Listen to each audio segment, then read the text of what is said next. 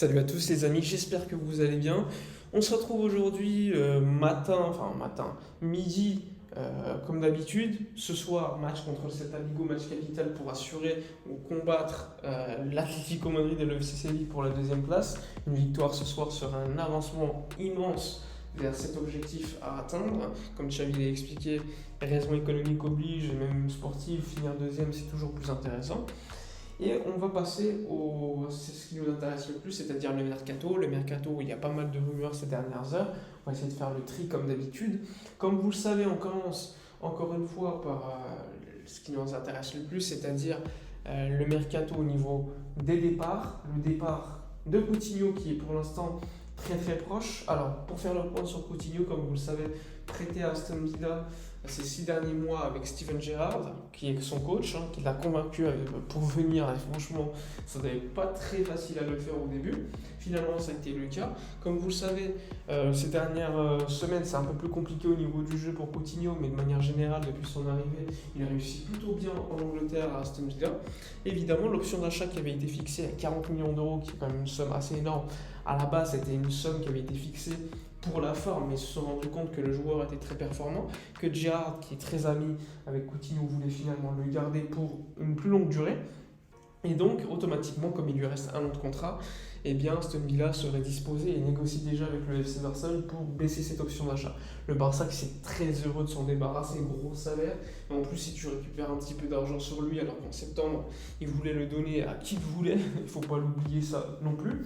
Donc ça va être très très intéressant. Sachant que d'autre côté, tu as d'autres clubs qui sont intéressés. On parle de Newcastle, Tottenham ou encore Arsenal. Mais bon, si Coutinho décide de son club, c'est bien beau que les autres clubs offrent plus d'argent, mais on ne pourra rien faire dans tous les cas. Il lui restera un an de contrat. Si Coutinho a choisi son club, on sera obligé de négocier avec le club qu'il a choisi.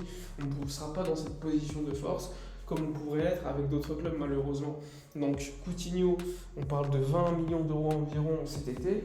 Moi je le prends direct, il ne faut pas l'oublier qu'il a un énorme salaire et ça pourrait être créé, comme je disais sur pas mal de vidéos, du fair play financier et pouvoir recruter ensuite. Surtout qu'avec le prêt de Griezmann aussi, tu pourras économiser pas mal d'argent.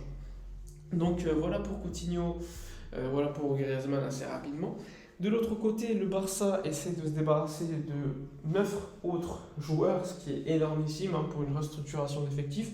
Après, comme d'habitude, il y a une différence entre le vouloir et le pouvoir, c'est toujours la même histoire. Il ne faut pas l'oublier que le Barça est dans une situation où, vu les salaires qu'il y a pour certains joueurs, c'est toujours compliqué de s'en débarrasser, parce que les autres clubs doivent encore une fois proposer des salaires plus ou moins égaux pour convaincre ces joueurs de partir. C'est toujours pas le cas pour certains qui préfèrent ne pas jouer et gagner leur salaire plutôt que jouer ailleurs et avoir un salaire moindre. De toute façon, ça c'est une problématique que énormément de clubs qui ont mal géré leur masse salariale ont. Ensuite, au niveau des arrivées, passons aux arrivées. Le FC Barcelone travaille sur un attaquant. Ces dernières heures, c'est Sadio Mané qui a été mis en valeur dans les médias parce que Sadio Mané, il lui reste un an de contrat. Le Bayern sera intéressé, le Barça aussi. Comme vous le savez, Mané, bien, vu qu'il y a Luis Diaz, vu qu'il y a Jota, Salah, Firmino, même si Firmino va vraisemblablement partir, eh bien, il n'y a pas eu encore de négociation de contrat pour prolonger à Liverpool, sachant qu'il lui reste un an de contrat. Mané pourrait partir, mais Mané a un profil certes très intéressant, mais c'est un mec qui part plutôt de la gauche pour aller vers l'axe, et on a déjà des joueurs comme ça dans l'effectif, comme Ansu notamment. Donc à voir si c'est l'option numéro 1 pour le Barça. L'option numéro 1, ça reste quand même Lewandowski. Le Barça est encore une fois en stand-by, on attend de voir ce qui va se dérouler pour l'avant-centre polonais qui attend une réunion très importante avec le board du Bayern Munich pour prendre une décision concernant son futur. Ensuite, autres informations très intéressantes selon moi, c'est Xavi hier en conférence de presse qui était expliqué que le Barça avait besoin d'un relais à Busquets, c'est-à-dire un futur joueur pour remplacer Sergio Busquets. Busquets, il lui reste un an de contrat, je pense qu'ils ont communiqué concernant son futur en privé, et le club rechercherait déjà un numéro 6 pour remplacer Busquets à long terme. Alors qui ça va être? On parle beaucoup de Ruben Neves, agent Jorge Mendes comme par hasard.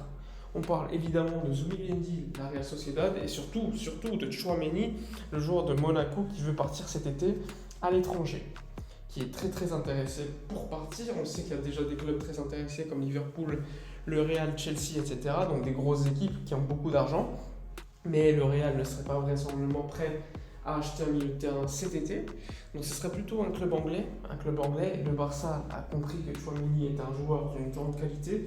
Néanmoins, Monaco demande 70 millions d'euros et on n'est pas dans cette situation où on peut le faire.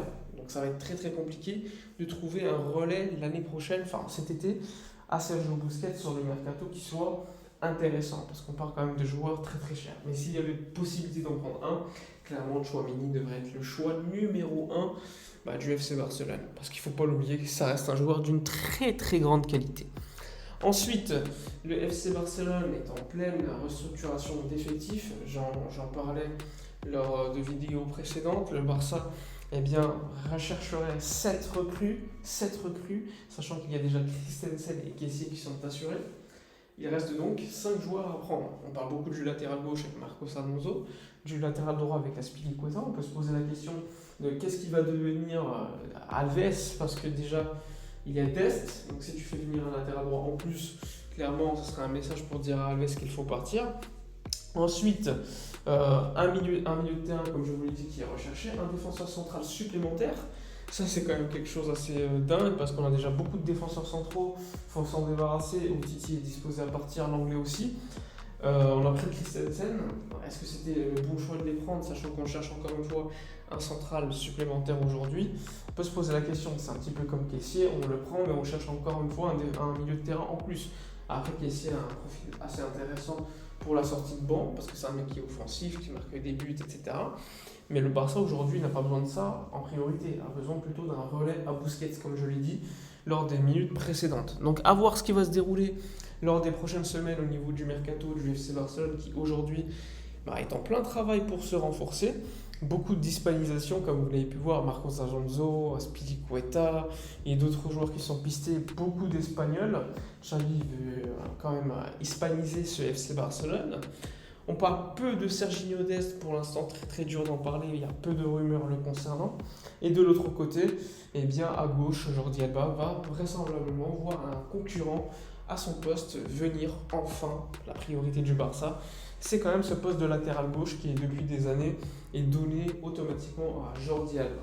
Enfin bref, j'espère que la vidéo vous aura plu. N'hésitez pas à vous abonner, liker, partager dans les commentaires. Je vous mets en description un petit lien où vous pouvez aller voir pour acheter des nouveaux maillots du FC Barcelone, pas très cher. Utilisez d'ailleurs le code promo, ça fait baisser le prix. Je vous dis donc à la prochaine, on débriefera ce soir le match contre le Celta Vigo, match capital, comme je vous l'ai dit en début de vidéo. Je vous dis donc à la prochaine et d'ici là, comme d'habitude, portez-vous bien.